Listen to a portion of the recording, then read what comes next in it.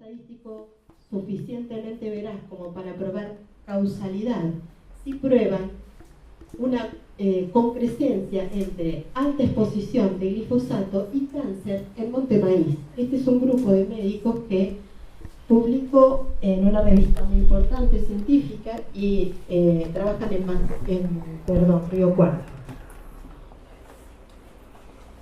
Entonces, desde el punto de vista agronómico, ¿qué pasa cuando yo aplico?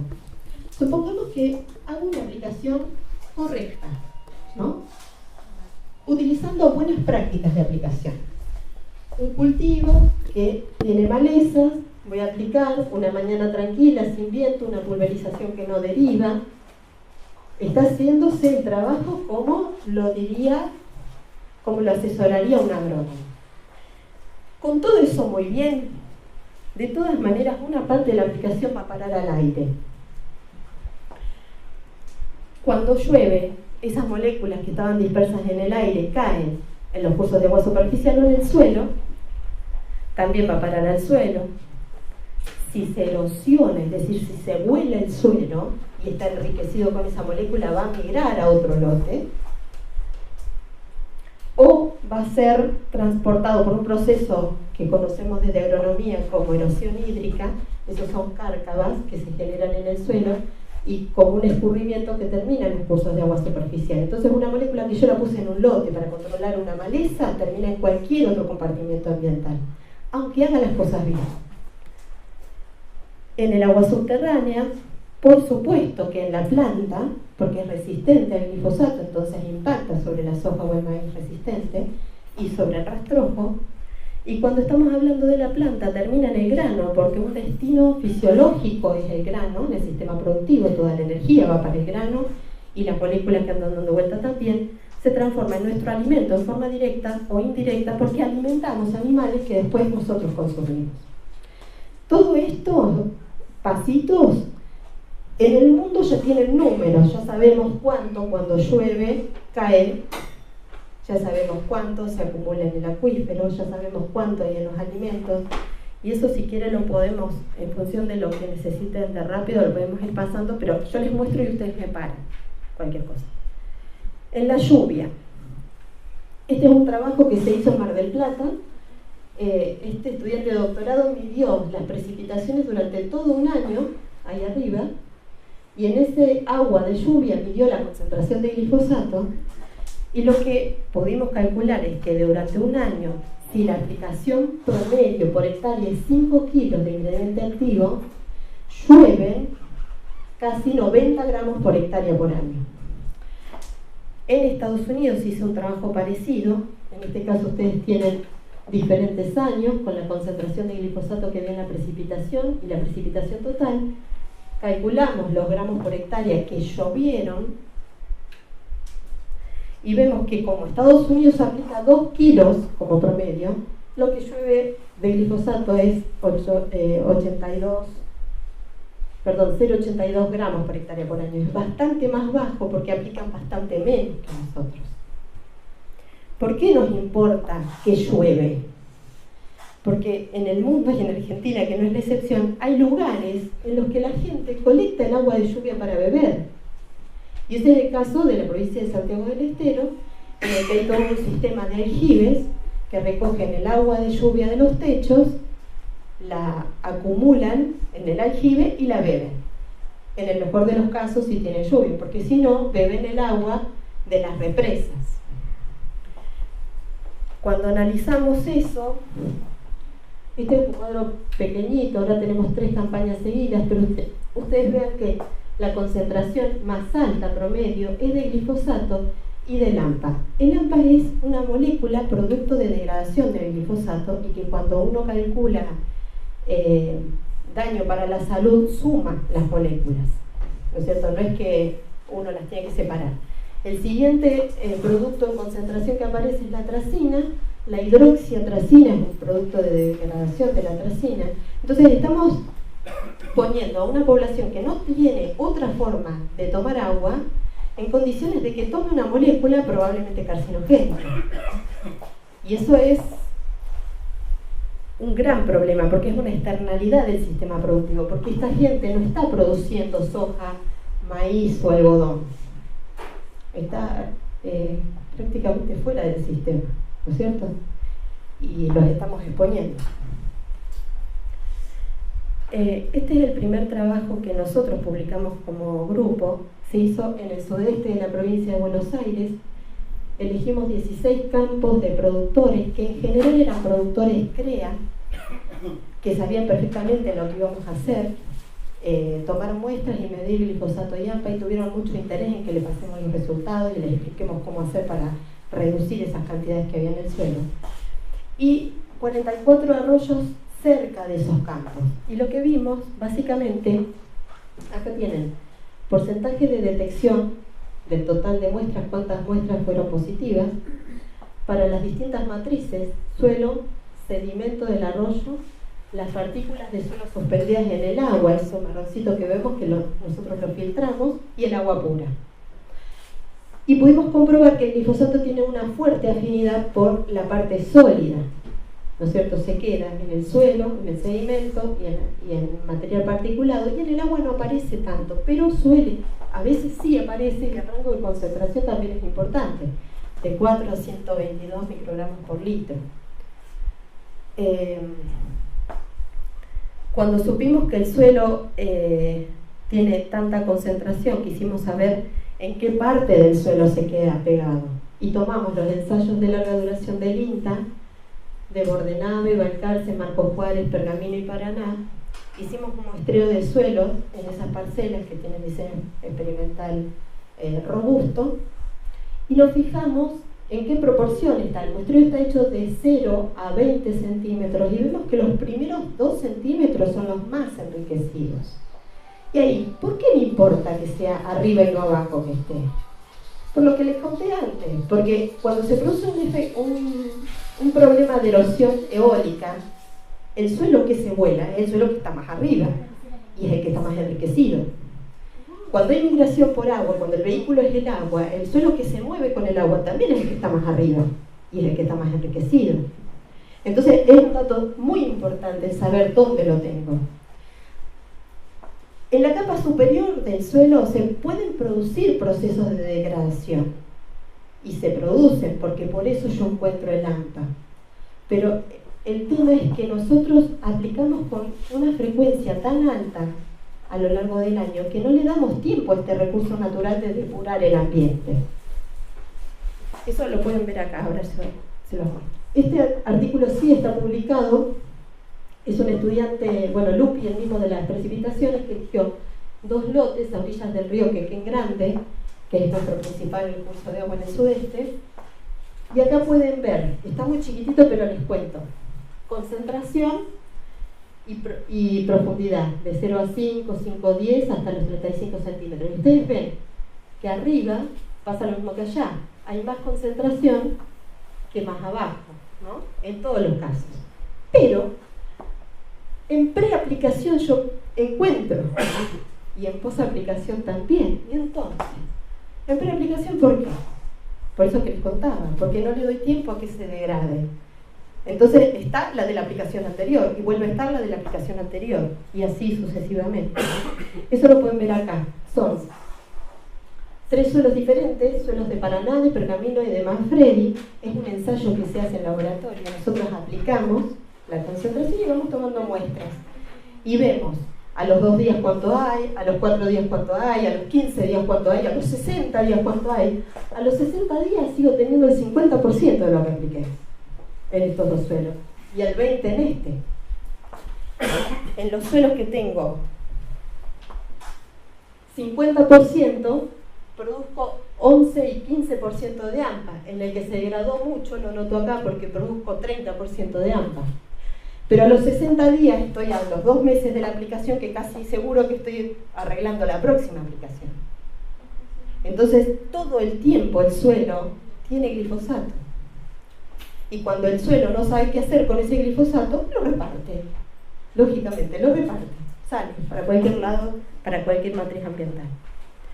Entonces, este grupo de autores que trabajó en Urdinarrey, que es provincia de Entre Ríos, lo propone como un contaminante pseudo persistente, porque si bien tiene la capacidad de degradarse en nuestros suelos ricos en materia orgánica, no alcanza a hacerlo porque lo aplicamos con mucha frecuencia.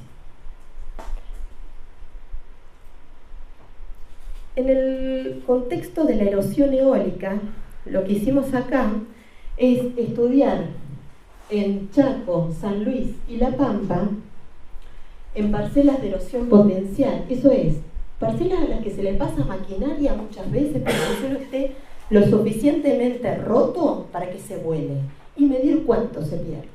Ese es el objetivo de las parcelas de erosión potencial.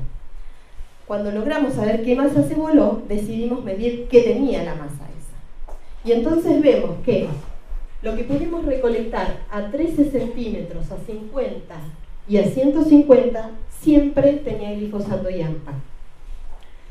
Y tenía más concentración cuando la altura de recolección era más alta. Este es otro dato importante, porque yo no soy médico, pero si lo que estoy diciendo con esa información es que lo que vuela más alto es más chiquito y entonces tiene más pegado el glifosato, 150 centímetros y unos 60 es mi altura de respiración, ¿no es cierto? Y el organismo humano puede filtrar las partículas de suelo que ingresan por la nariz, pero no las de menos de 10 micras. Esas pasan directo a mi pulmón y de ahí a mi torrente sanguíneo. Entonces, si bien yo con estos datos solo puedo decir ambientalmente es una preocupación, no puedo decir que esto me cause cáncer, por supuesto, eso no.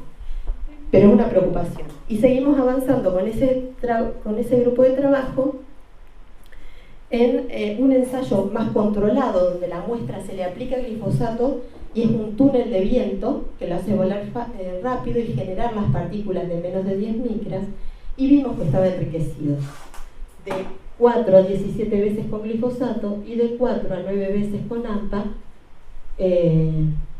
considerando la matriz inicial. Entonces ahí tenemos un problema diferente. El glifosato va a aparecer en zonas que no lo aplicamos por este proceso de erosión, ¿no? Me ven con cara de susto porque no me entienden, ¿no? Bueno, es la preocupación. Este es un trabajo internacional con estos, son moléculas, no se ve bien, pero son moléculas de glifosato. Trata de representar el agua de lluvia, cómo lo transporta y cómo lo lava, y la erosión por viento. Y estos autores dicen que el glifosato y el AMPA estuvieron presentes en el 45% de las muestras de suelos superiores. Es lo que nosotros también encontramos unos años antes, ¿no? Que les mostré recién. Este muestreo lo hicieron en 11 países y con 6 sistemas de cultivo diferentes. Y la cantidad máxima ya está en el orden de las partes por millón, no por billón, como les venía diciendo yo. Es 1000 veces más. Cuando trabajamos en una cuenca que está muy cerquita del experimental de Balcarce, se llama Arroyo Crespo, tiene una parte que sería el sitio 1, que es agrícola, se hace papa, maíz, girasol, soja, y en el sitio 2 es una zona más ganadera, donde hay pastizal natural, hay alguna pastura mejorada, pero no se usa el glifosato. Lo que evaluamos acá es cuánto se perdía de un sistema y del otro. Entonces, cuando uno toma todo lo que llega hasta acá y lo muestrea, es el dato de este. Y todo lo que pasó eso y llega hasta acá y lo muestrea, es este dato, que está expresado en gramos por hectárea por año. Lo que yo les remarqué ahí en rojito es glifosato en el sitio 1 llegan a perderse 1.38 gramos por hectárea por año y de AMPA 0.71. Pero el sitio 2, que nunca le apliqué, y es lo que se me escapó del 1, también está acumulando, está perdiendo el sistema glifosato. Entonces, también esa yo la entiendo como otra externalidad del sistema agrícola del ganadero, porque no tendría por qué tenerlo. Está circulando en el agua, que también beben las vacas. Digamos que estamos haciendo un poco de lío con esta molécula.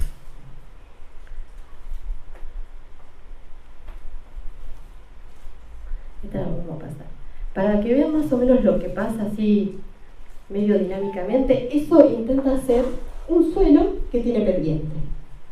En ese suelo con pendiente lo tenemos en siembra directa, así que tengo una capita de rastrojo ahí, tengo la soja, le apliqué glifosato, tengo suerte y llueve, se me acumula el agua, porque justo la siembra directa, aunque le hayan dicho otra cosa, en muchos suelos no genera una porosidad que permita la filtración de agua. Más vale lo compacta un poco el suelo, entonces el agua escurre. Cuando escurre, viene cargado con glifosato y termina en el curso de agua superior, superficial.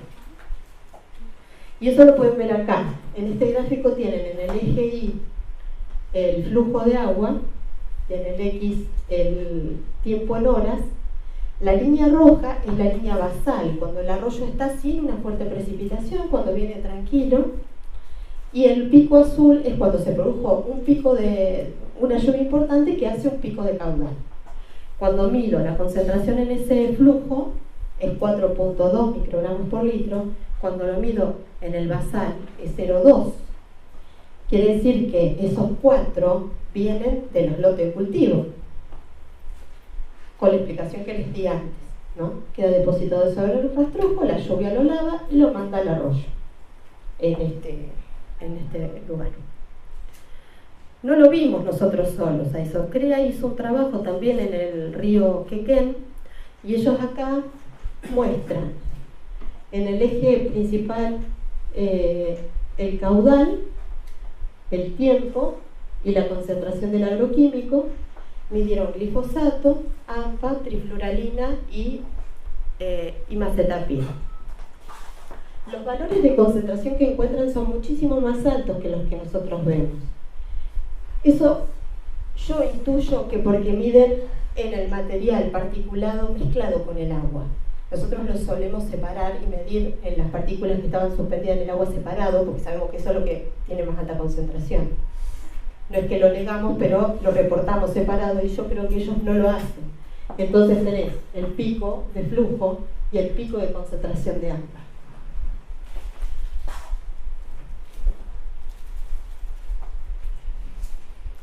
Un colega de la estación experimental de Barrow se ocupó de ver cómo podemos frenar esa cantidad de agua que escurre cargada con glifosato y ver si la franja riparia, que está enriquecida con Salix en este caso, sirve más o menos que una herbácea.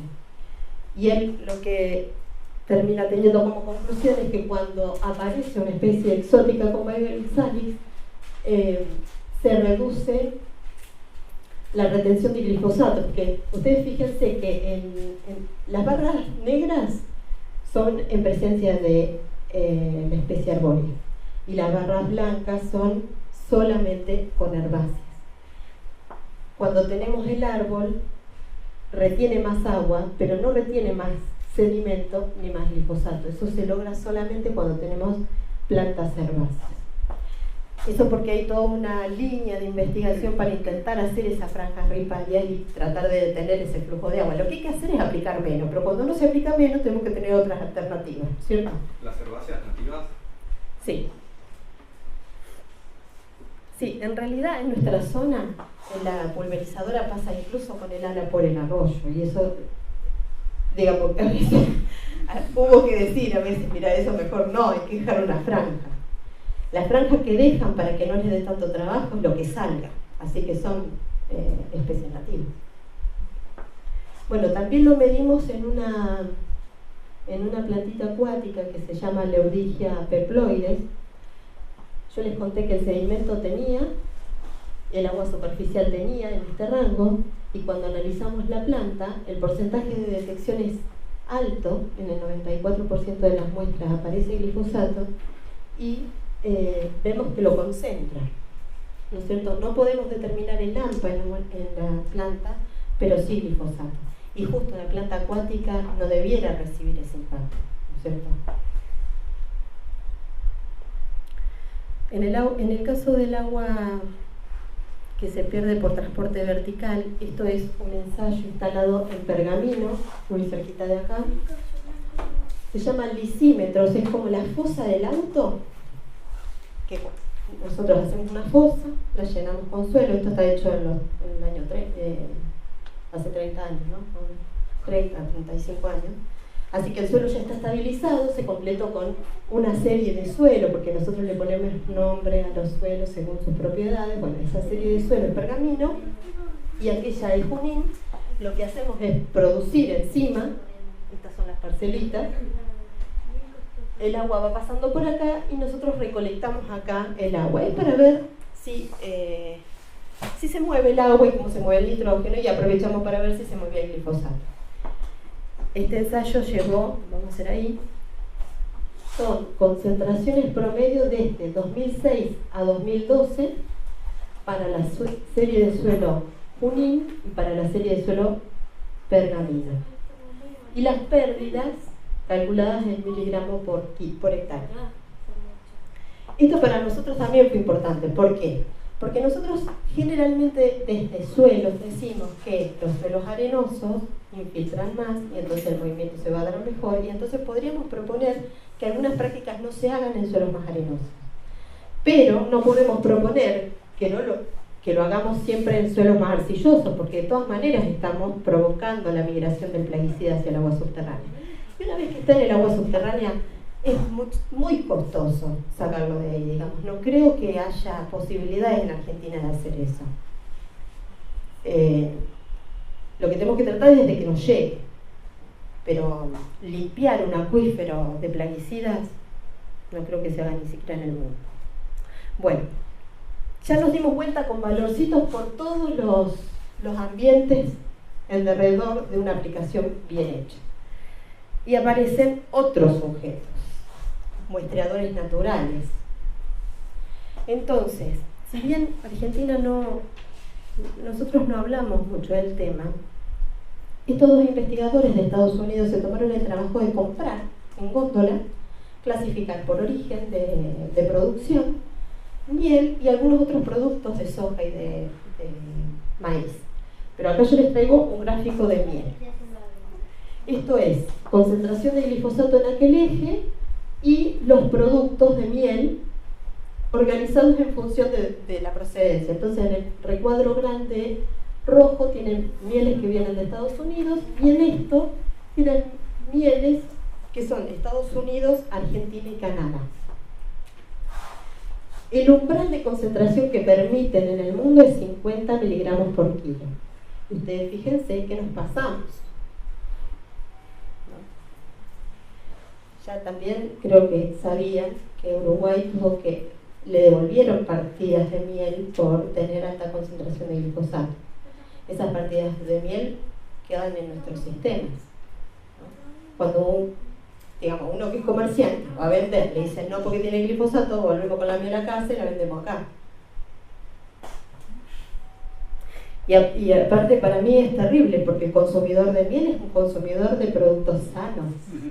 La cera, la miel, el propóleo, la papa.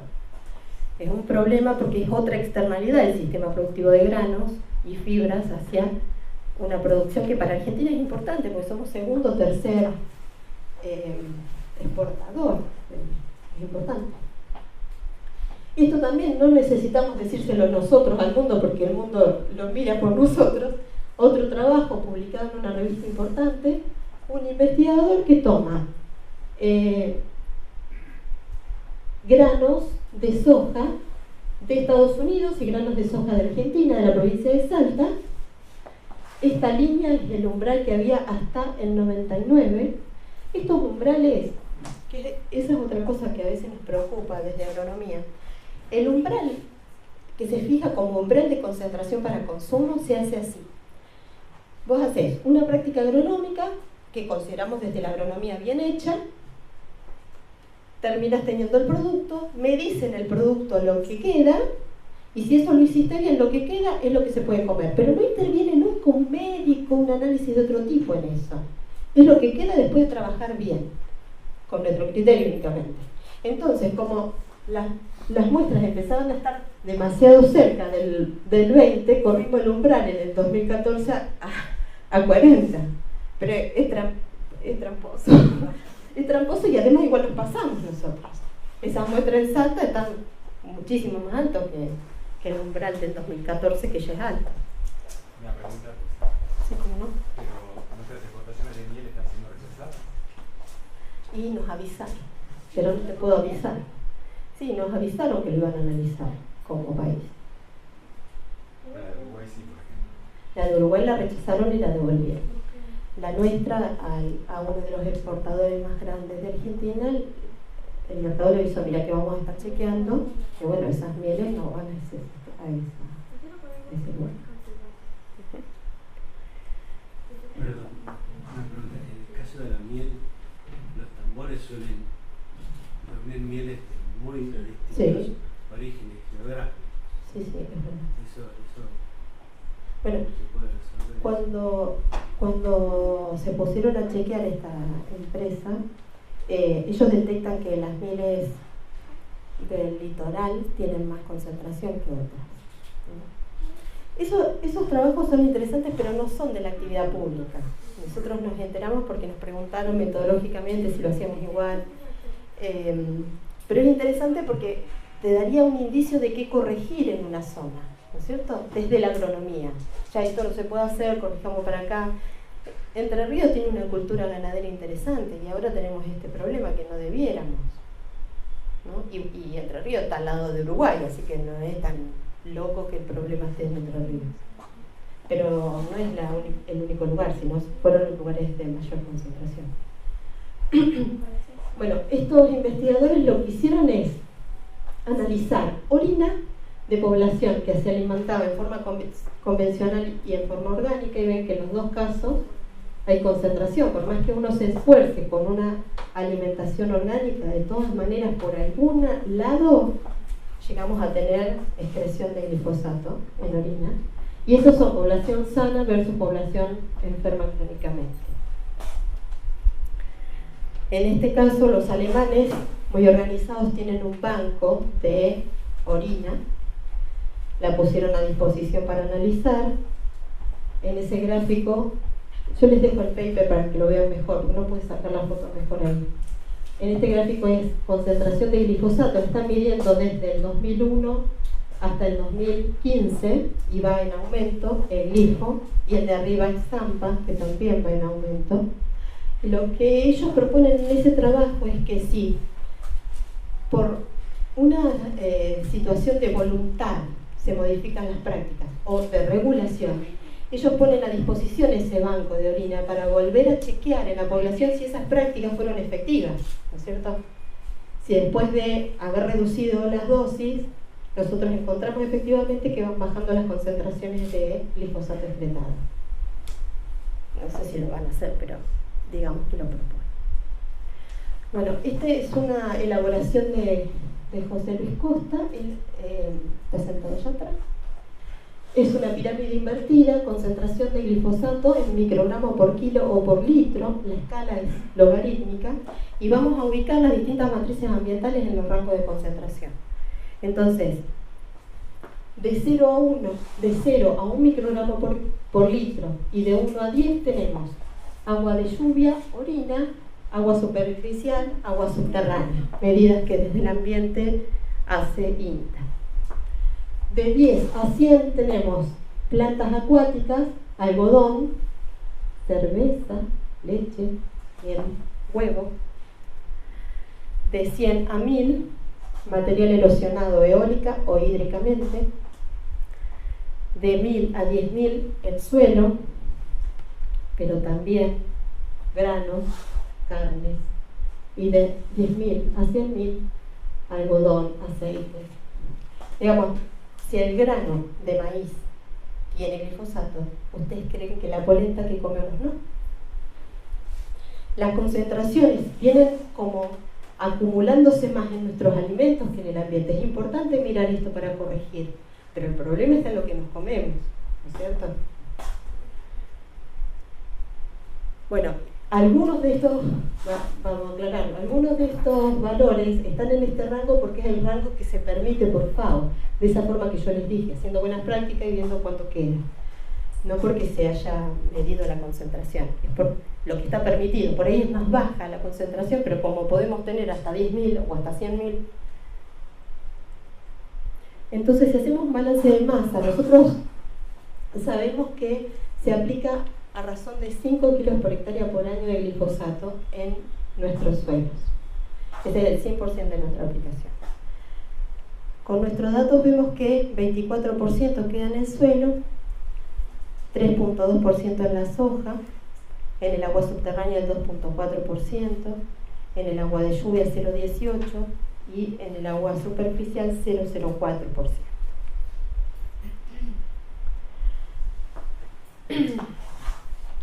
Nosotros fuimos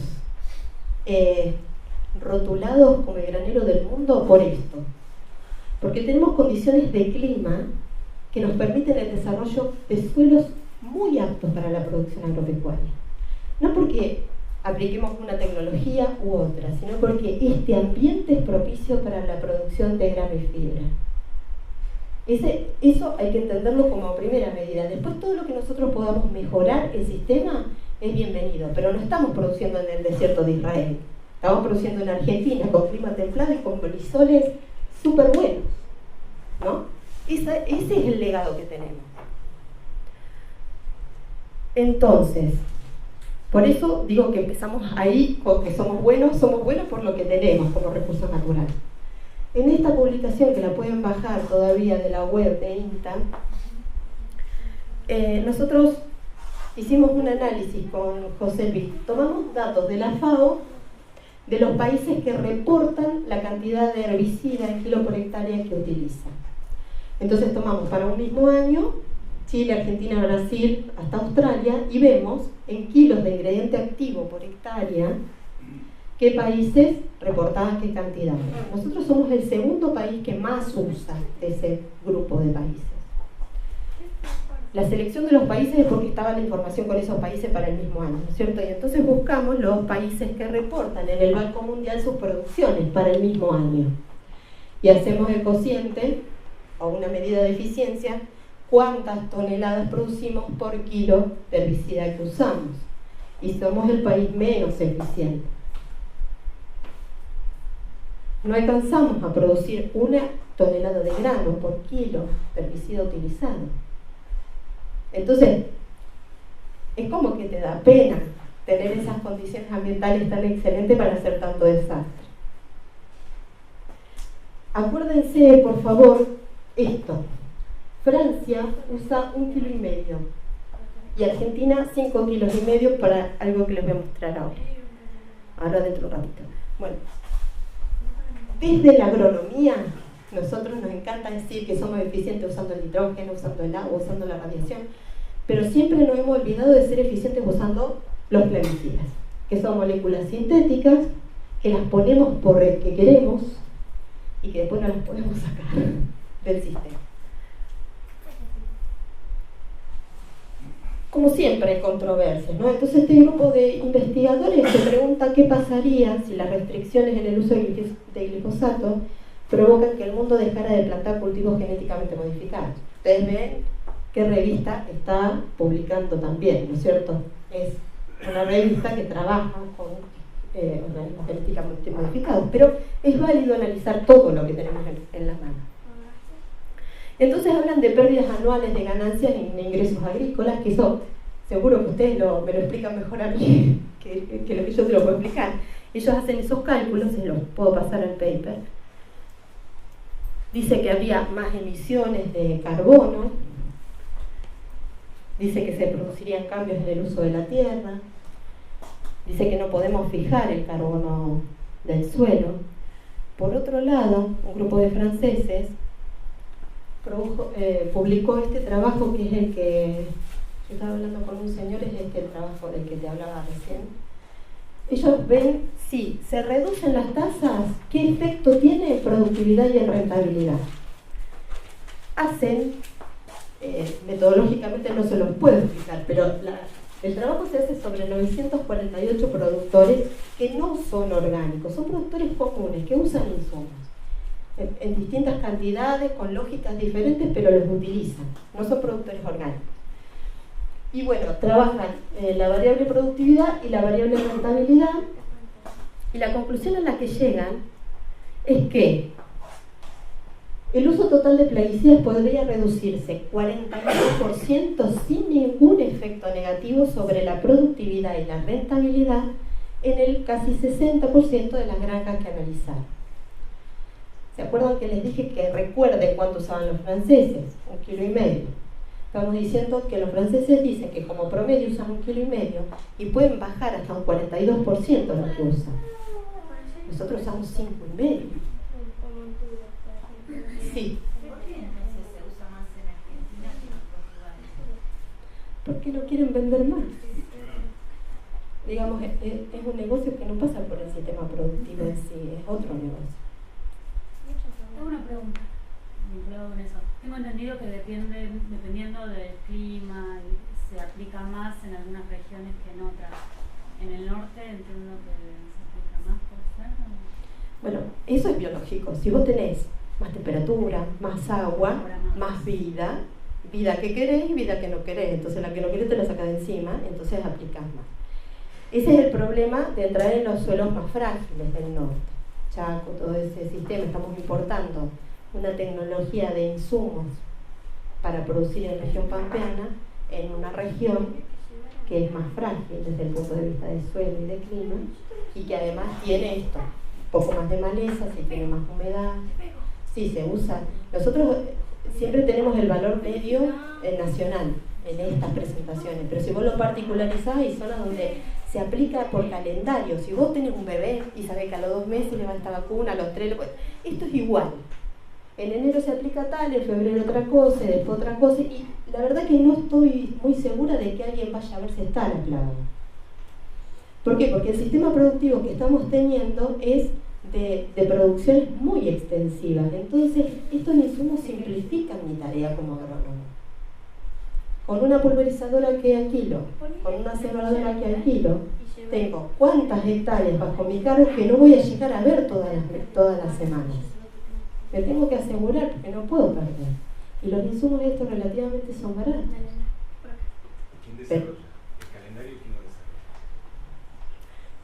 Vos crees que haga una mea culpa, pero somos nosotros mismos, somos los agrónomos. Porque digamos, desde nuestra profesión, muchos de mis colegas trabajan vendiendo los insumos. Entonces, el asesoramiento es el asesoramiento y la venta. Y yo como independiente, si no me he resistido demasiado a ese sistema, gano por las dos cosas. Digamos, esa es la realidad. Ahora, eso es un pecado para el ambiente, pero el señor que está asesorando eso se está ganando la vida. Hay que enseñarle a hacerlo un poco como otra, digamos, con más ingeniería. No con tanto insumo, porque es fácil aplicarle a todo, generar resistencias para todo. Si tenemos problemas gravísimos de malezas resistentes, que ahora le vamos a poner otra cosa más para matarla, en vez de buscarle la vuelta, hay ciclos biológicos que se cortan, hay algunas estrategias como cultivos de cobertura, que por sombreo no se desarrollan las malezas, hay muchísimo trabajo que hacer, pero necesitas más gente en el campo. Y eso a veces, cuando vos tenés empresas demasiado grandes, pero eso es más para que me lo cuenten ustedes a mí, me parece. Cuando tenés empresas más grandes, lo que querés es simplificar, 2 o 3 y listo. Nuestra región era más ganadera de lo que es ahora. Y en el campo vivían muchas familias. Y las escuelas rurales se llenaban. Y ahora no es así. La ganadería siempre va a demandar más mano de obra que la agricultura hecha de esta forma. Bueno, entonces ellos dicen que pueden reducir pesticidas, que la reducción de pesticidas es accesible para los productores, pero que implica cambios profundos en la organización del mercado y en la balanza comercial, el modificar eso. Y lo dicen con menos de la mitad de lo que nosotros aplicamos. Bueno, en MINTA todavía no lo tenemos publicado, pero lo mandamos a esta revista y está en revisión. Hay módulos que son de comparación entre lo que nosotros llamamos agricultura industrial, que es esto, aplicar insumos con poquita mano de obra y producir a gran escala, comparado con algo que denominamos transición agroecológica, porque sí tiene aplicación de plaguicida en algún momento, pero no es esto de calendario, sino que cuando ya no hay una forma de salvar la aparición de la plaga por ninguna estrategia de tecnología de procesos, se hace una aplicación. Y lo que nosotros vimos en esta comparación es que respecto de la materia orgánica, la agricultura industrial tiene menos materia orgánica que la transición agroecológica después de practicarla 5 años. Quiere decir que el artículo ese que decía que íbamos a emitir más carbono no está yendo en la misma línea que nuestros resultados, porque nosotros lo estamos fijando, ¿no? Disminuye la densidad aparente, lo que quiere decir que las plantas crecen el sistema radicular mejor, se explora mejor, se reciclan los nutrientes. Y en cuanto a glifosato y AMPA, el sistema de agricultura industrial tiene concentraciones muchísimo más altas que el agroecológico. El agroecológico también tiene, porque, como les dije, a veces se aplica, pero se aplica cuando es estrictamente necesario. Y podríamos reducirlo un poco más también, pero bueno, estamos en esa transición. Ay, la saqué. Bueno, porque me intimidaron posiblemente, pero ahora las busco. Esta gente hizo un análisis económico y ve que si analiza algunas variables económicas de los dos sistemas, el sistema de transición agroecológica le deja más dinero en el bolsillo al productor que el sistema tradicional, porque hay como una transferencia de recursos financieros hacia las empresas que le venden los insumos que la estaría captando el mismo productor por manejar diferentes métodos, ¿no? Meter la ganadería en nuestra zona que es importante, pero ahora se las busco porque me parece que me dio miedo y se las saqué. Bueno, la reducción del uso de pesticidas es uno de los motores críticos para preservar el medio ambiente y la salud humana. La presencia de glifosato en diferentes matrices ambientales indica una reducción en la capacidad del suelo de funcionar como un reactor natural y depurar el sistema. Y nosotros recomendamos reducir la carga. No podemos decir esas palabras que a veces asustan como prohibir o no usarlo más, porque la verdad que el glifosato es una herramienta que por exceso de uso nos lleva a esta situación. En algunos casos pudo ser buena hasta que descubrimos que era probablemente carcinogénica. Y esa es la parte lamentable del cuento, porque se desarrolló una herramienta que quedó inservible. Bueno, espero haber sido clara. Gracias.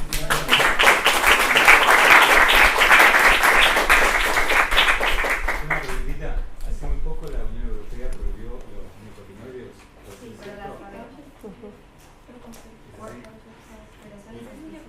Sí, son insecticidas. No. Los nicotinoides son otras moléculas de los imidazolinonas, de esa familia viene, y se usa uno de ellos, una variante de lo que nosotros tenemos como herbicida, se usa para controlar no sé qué plaga que tiene la abeja. También se usa aquí. Sí. Pero para controlar una plaga que tiene Sí, sí. Pensé que era parte de lo que se usa comúnmente en todos lados. No, acá yo solamente le mostré cosas que son glifosato solo, pero la preocupación empieza a ser ahora las mezclas que hacemos, porque como nosotros tenemos malezas que se vuelven resistentes a la aplicación de glifosato, hay que combinar otras muchas moléculas para atacar esa maleza. Desde el punto de vista químico, porque si fuera con la biología podemos hacer otras cosas que son súper interesantes y la derrotaríamos lo mismo, ¿no? Pero desde el punto de vista químico se empiezan a mezclar, entonces no está claro si esas combinaciones siempre se sinergizan o si no, digamos. Hay que estudiar los efectos de esos combinados, pero son muy difíciles de desarrollar. Y vamos con una tendencia de no poder medir mucho por el contexto de ciencia y técnica que estamos teniendo ahora.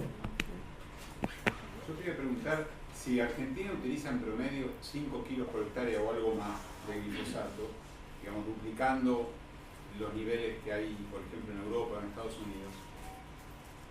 si ustedes han identificado productores que trabajan con 2, 2,5, 3 kilos por hectárea y han medido el impacto sobre la productividad de los que utilizan menos que ese promedio. Vamos ahí. Estamos buscando productores que tengan distinto rango de uso, justamente para medir eso y algunas cosas biofísicas. Pero todavía no lo hicimos. Todavía no lo hicimos. ¿Solo testearon en la muestra de cuenta hídrica y glifosato y alfa o No. testearon todo? Sí, todo lo que podemos. En relación a eso, por otro, no sé si está en alguno que no mencionaste, había uno que había una numeración bastante amplia de rastro de agroquímicos en sus datos del río, creo que era Paraná. Y lo que yo vi que me llamó la atención en varios de esos estudios es la presencia de productos que ya están prohibidos hace rato. Mi pregunta es, tu evaluación sobre eso es que se están produciendo ilegalmente en un circuito de venta ilegal o que no se llegan a degradar con los años. Porque hay alta concentración de productos que están prohibidos hace muchos años. Algunos de los productos que usábamos hace mucho son muy persistentes. Tal es así que el Código Alimentario sigue pidiendo que se midan esos productos en el agua que bebemos. Pero bueno, algunos también especulan, por ejemplo, el último prohibido es el endosulfán y sigue apareciendo, pareciera que todavía hay en el sistema algo que se sigue usando. Pero yo eso no lo puedo contestar más que con la intuición de que probablemente se siga usando porque es el último prohibido. Los otros son muy persistentes. Ahora, en el Código Alimentario no tenemos, de los que estamos usando, solamente está reglamentado el medir 2,4-D. Glifosato, atracina, metribuzin, sulfonol, todo eso no existe en la lista de análisis para la provisión de agua potable. Si uno está en La Plata, por ejemplo, y abre una canilla y mide la concentración, hay atracina en eso. Lo que pasa es que ustedes están tomando el agua del río. Ustedes vieron el paper de Alicia Ronco y los sistemas de depuración del agua que utiliza la ciudad no saca esas moléculas orgánicas. Se clora y se manda a la red. Pero como no lo analiza porque el Código Alimentario no te lo pide, digamos que ahora que tenemos mucha información, hay que trabajar mucho más en poder volcarla en el sistema de regulación. El problema es que también tenemos que tener alguna solución. Claro, ¿No es porque cierto? no hay, más allá de estas combinaciones de las tecnologías nuevas que se vienen, pareciera que no hay una alternativa al glifosato, y lo que se usaba previamente al glifosato era peor, era muchísimo peor. Entonces, tampoco hay un desarrollo de las empresas de nuevas moléculas. Sí, pero yo no sé cuál sería la alternativa. Pero vos querés nuevas moléculas. No, pero ¿cuál sería la alternativa? Porque la realidad es que la transición hacia otro modelo, como viene la mano, está muy difícil. O sea, es más una expresión de deseo de la mayoría que una realidad. Y el mal uso que se hizo de esta tecnología, aún con el tema de la IARC, lo que estaba antes era peor. Entonces, es como que cada vez viene peor, porque ahora después van a sumar 2 más. Sí, pero el tema es así. Y van perdiendo de eficiencia y así. Vos pensás si el escenario, porque ahora la comunidad económica dice que va a prohibir el glifo en 5 años, ¿no? Francia dice que preferiría hacerlo un poco antes, lo mismo Italia. Y si en el camino deciden que mejor no tengamos plaguicidas, porque su cultura es que el agua que beben tiene como límite el límite de detección analítico.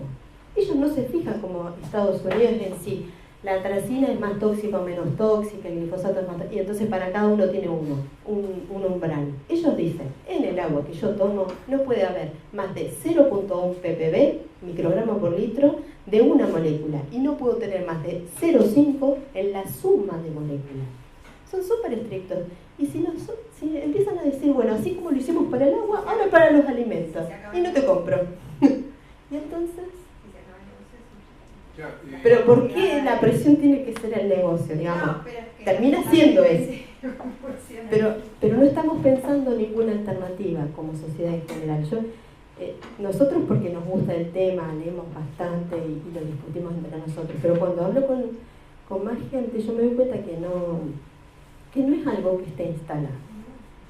Digamos, culturalmente nos preocupamos, no queremos comer una milanesa de soja cuando salgamos, pero dentro de 3 días tenemos otro problema que parece más grave y lo abandonamos. Y por eso es como que no terminamos de cerrarlo, porque los franceses sí no comen y listo.